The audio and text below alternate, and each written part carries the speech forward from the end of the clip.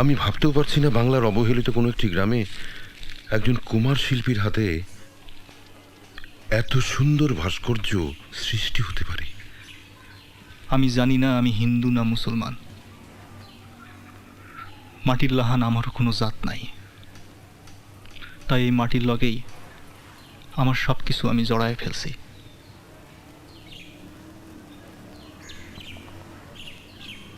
কুমার কামের যা কিছু আছে সবই দাদুর কাছ থেকে শিখা।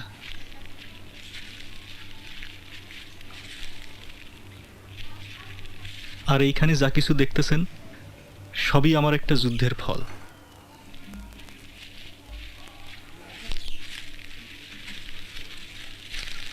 যখন ভালোবাসতে ইচ্ছে হয়, রাগ হয়, ক্ষোভ হয়, কষ্ট হয়, তখন এই মাটির উপর ঝাঁপাইয়া পড়ি।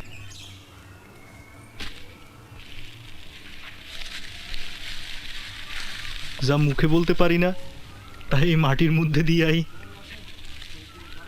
ছোটবেলা থেকেই এই মাটির লগে এই যুদ্ধটা আমি কইরে আসতেছি। বড় হওয়ার পর বুঝলাম আমার এই যুদ্ধটারেই আপনারা কন ভাস্কর্য।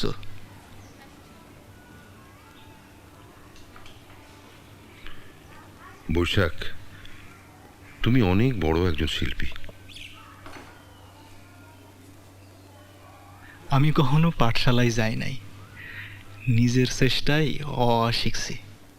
ও মাই গড। আচ্ছা, এগুলো করে তোমার তো কোনো লাভ নেই। বিক্রি করে যে টাকা পাও সেরকমও তো কিছু না। এগুলো না আমার মনের খোরাক। গ্রামের মানুষের অর্থ হয়তো বুঝবো না, তাতে আমার কিছু যায় আসে না।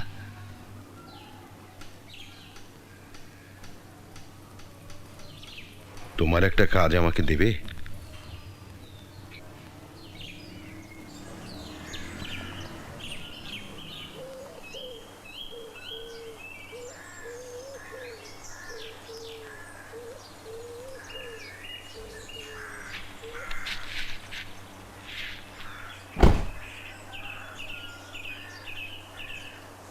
বৈশাখ,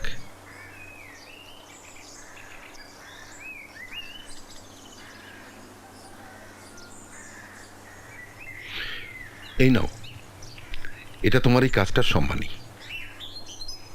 নাও।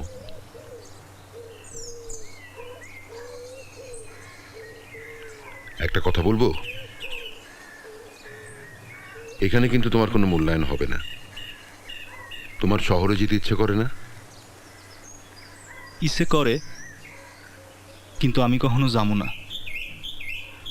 ওইখানে তো সবাই নিজেরে বেইসা দেয়। পয়সা ধুইকা ধুইকা মইরা যামু, তাও শহরের কাছে নিজেরে বিকামু না।